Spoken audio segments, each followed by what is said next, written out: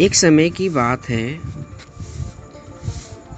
कि एक छोटे से गांव में राधा नाम की एक लड़की रहती थी। राधा की सादगी और खूबसूरती पूरे गांव में प्रसिद्ध थी। वह हमेशा अपनी माँ के साथ खेतों में काम करती और परिवार की देखभाल करती। उसकी माँ एक शानदार नज़रिया और साहस की मिसाल दी थी। एक दिन उसकी माँ ने उसे अपनी पुरानी गुलाबी साड़ी दी और कहा, ये साड़ी हमारी परिवार की धरोहर है, इसे अच्छे से संभाल के रखना। राधा ने साड़ी को बहुत ही स्नेह से संभाल कर रखा।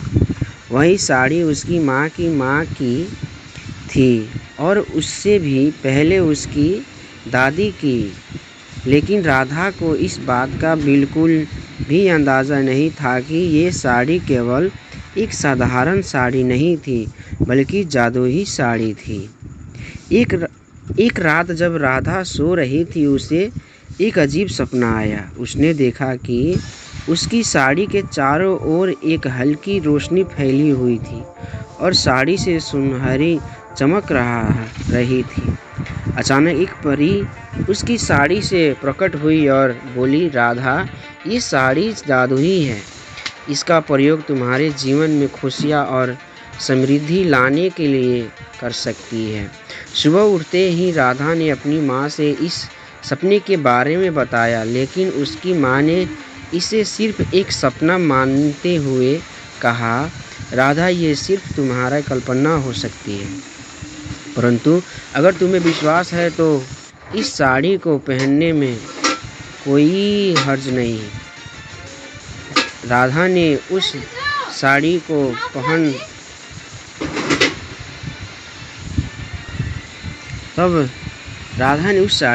लिया और उसके बाद जो हुआ वह वाकई में आश्चर्यचकित करने वाला था। जब वह खेत में काम करने गई तो वह हर पौधे को छूने से तुरंत फल और फूल से भर जाया करता था। उसका पूरा खेत हरा भरा और सुंदर हो गया। गांव के लोग ये चमत्कार देखकर अचंभित हो गए और राधा की खूब तारीफ करने लगे। कुछ समय बाद गांव में सूखा पड़ा, सारी फसलें बर्बाद हो गई और लोग बहुत परेशान हो गए। गांव के बुजुर्ग राधा के पास आए और उसे कहा, राधा, तुम्हारी साड़ी में जादुई ताकत है, क्या तुम हमें बचा सकोगी? राधा ने सोचा और कहा, मैं कोशिश ज़रूर करूँगी। राधा ने अपनी साड़ी पहनकर खेतों में जाए सारी ज़मीन पर हाथ फेरा। अचानक आकाश में बादल छा गए और बारिश शुरू हो गई। पूरे गांव में खुशी की लहर दौड़ गई। सभी ने राधा को धन्यवाद दिया और उसकी साड़ी की खूब तारीफ की।